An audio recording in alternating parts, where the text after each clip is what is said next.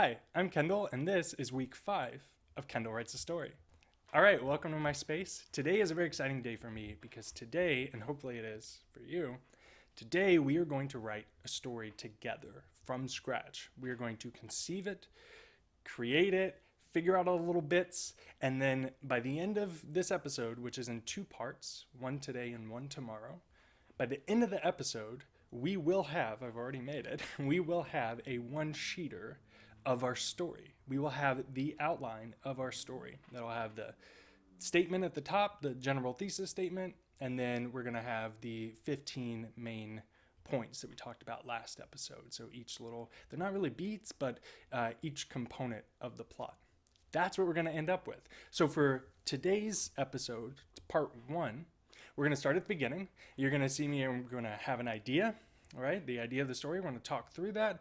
And then I'm going to start wrestling with it. I'm going to start, okay, how do I get these pieces to fit together? How, who plays this part? What plays this part? And we'll talk through that together.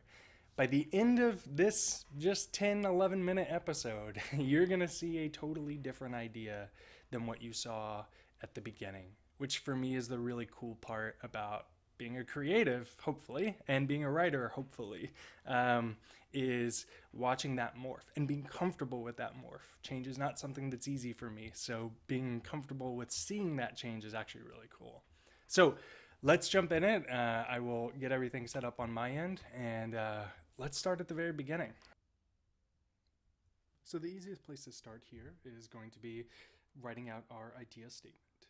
So for those of you who can't read my terrible penmanship, it basically says that when the President of the United States Chief of Staff, who is their main assistant, when that person goes missing amid a major constitutional crisis, well then his sister Jane gets pulled into the action and has to run around the city and trying to find the clues into what happened to her brother. So that's what we start with. And so I even put like something like that. That's the idea. So now what we're going to do, as you'll see, and if you remember from last episode, there are 3 parts to every story, right? The beginning, middle, and end. And in each of those, there are 5 really specific parts, right? So you'll see me writing them out there. The first one is the inciting incident. Something has to happen to start everything. Then there's a complication, something that makes that more difficult or kind of makes that just happen worse, right?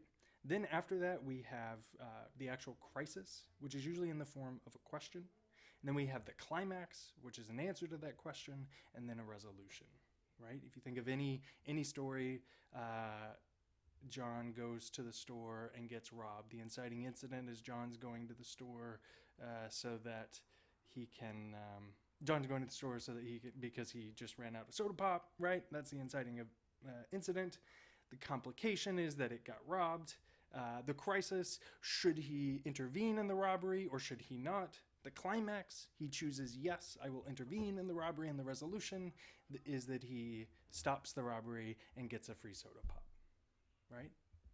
Those are the 5 points. And that could be the whole story. It could be the first scene of a story, right?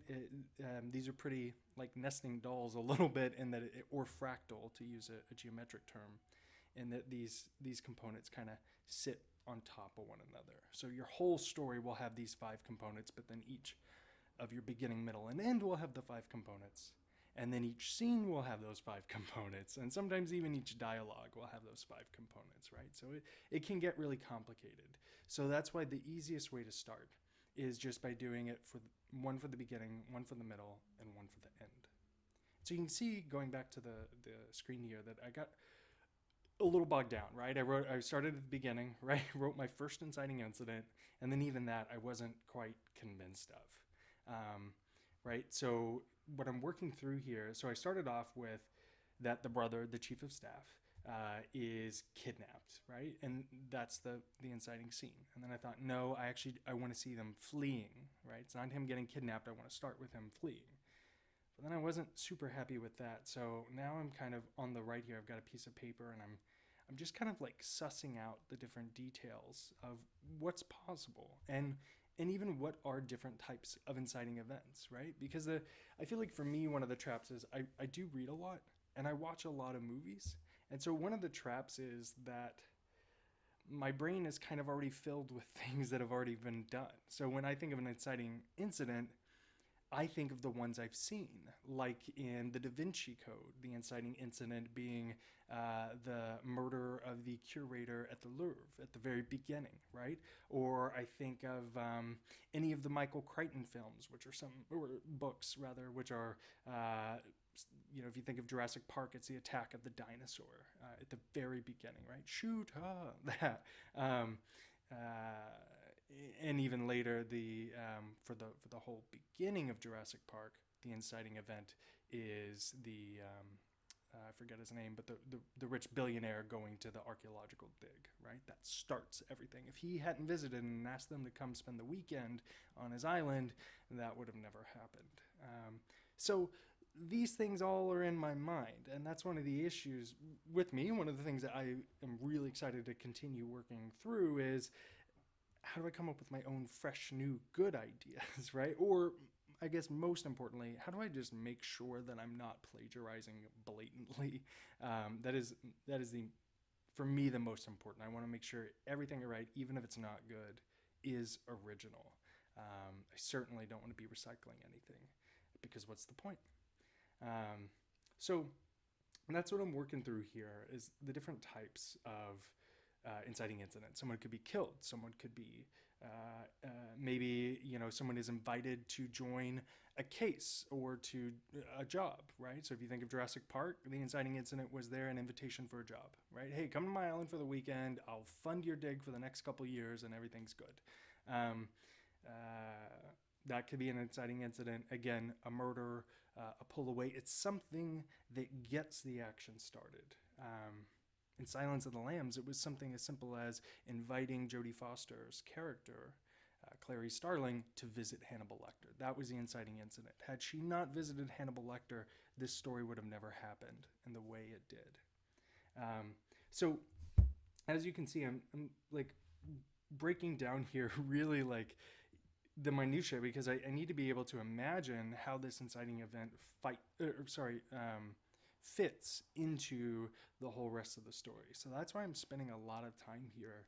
And because this is my first time, I thought it'd be worthwhile to really brainstorm out all the different kinds, right? Kidnappings, murders, job invitations, see a new place, find a love. These are all things that I'm kind of brainstorming, and again, using that to think of something new. So what I'm doing now is, I've done that initial brainstorming, and now my brain's kind of thinking of, okay, now now that we've got some ideas of inciting incidents, since we need to make sure that it all kind of fits and that it all kind of feels good, now I'm kind of thinking longer down the line of, all right, who is the senator? Who is the bad guy? Right? And how are they involved?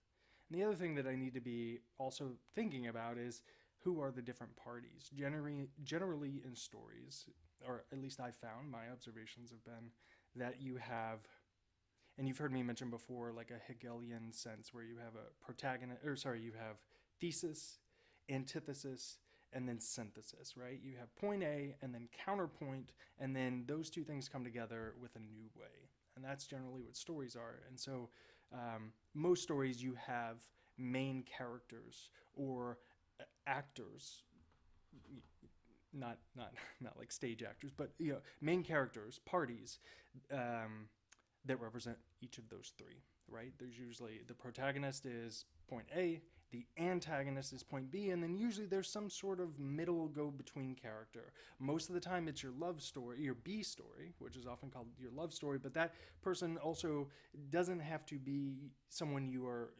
romantically involved with. It actually could be what I call like a middler, somebody who is bad but is not as bad as the antagonist, right? If you think of Da Vinci Code, or is it Angels and Demons? I think it's Angels and Demons, actually. If you think of Angels and Demons, the movie with Paul Bettany, or there's like an albino monk, that is the middle ground person. That's what I call the middler. They are bad, but they are not the pure antagonist. Maybe they're even a puppet of the antagonist. So that's also so those are kind of the key elements that I'm thinking about here. In addition to figuring out my inciting incidents, I need to be thinking about who are my three parties. Who is my point A, my point B, and then the synthesis. So you'll see me here. I'm really brainstorming, trying to get this initial sense down. What I've done is I've quit the beginning and I've actually gone to the middle. And that was kind of definitely an amateur mistake, I think, is starting at the beginning. And I know that sounds counterintuitive, but for me, what I found, and I have seen this in some of the classes I've taken, that a lot of times like your ending is usually, you kind of have that hard in your head when you sit down to write a story. But aside from that, the part that you have cleanest, right? Even from a simple idea, the part that you have cleanest is usually that middle part, right? The promise of the premise. What is the movie about? Are we sending cowboys into space? Are we saving the world from nuclear Armageddon, right?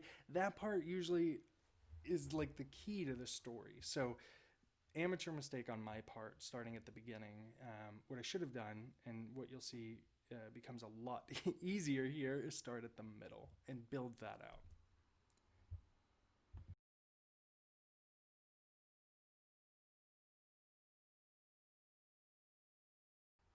Now, before we go, I'd like to read what we've developed already, right? What you've just seen us develop. So let me get my glasses on and read it. So remember what we started with, kind of loose idea. Here's a new one, and I am excited about it. It sounds fun to me. So, in the middle of a constitutional convention, the aide to the dangerous and ideological senator that started it goes missing. The only person who might know his whereabouts is his estranged brother, who must now search through his life and secrets to find him, before it's too late for either of them, the country, or the world. Dun dun dun. Right? What does that sound like? That sounds fun. That sounds like a movie that I would click on, like if that were the thing. But I'm curious to think what you think. The other thing I'm very much keeping in mind is that stories are escapes. And at least in the US, what this story will be about, 2020 is very political and full of just crazy stuff happening. So, I'm excited about this story. I don't know if it's time for it yet, right? Maybe in a year or two, once things have cooled down and we're not in an election year. But this, I don't know. That's secure. Like, I'm excited about it. And I actually, this is a story at some point I would love to write. And I'm like frothing at the mouth to write it now. At least what we've got so far. But I don't know if it's the right time. I would love to hear your thoughts on this. Anyway, so that's what we've got. And then you saw that we started working out the inciting incidents and all that for the middle. So now for next episode, what we're going to do is we're going to finish out fleshing it out, and you will have that one sheet. You'll see me create that final sheet. And that'll be that. And then we can decide if we want to write that story or if we want to keep going. I probably will keep going just so that I get a couple down. But that's where I would love to hear you guys' feedback on what you think. Fun story, not a fun story. All right. Thanks, everybody. Have a great day. And also, where's my props at? There it is. Wear your masks anytime you are outside or within 6 feet of other people that you do not live with. Also, if you really need to, just go on like this, turn it upside down. People won't bother you. They'll think you're crazy or just always angry. Win for me. All right, have a great day, everybody. Bye.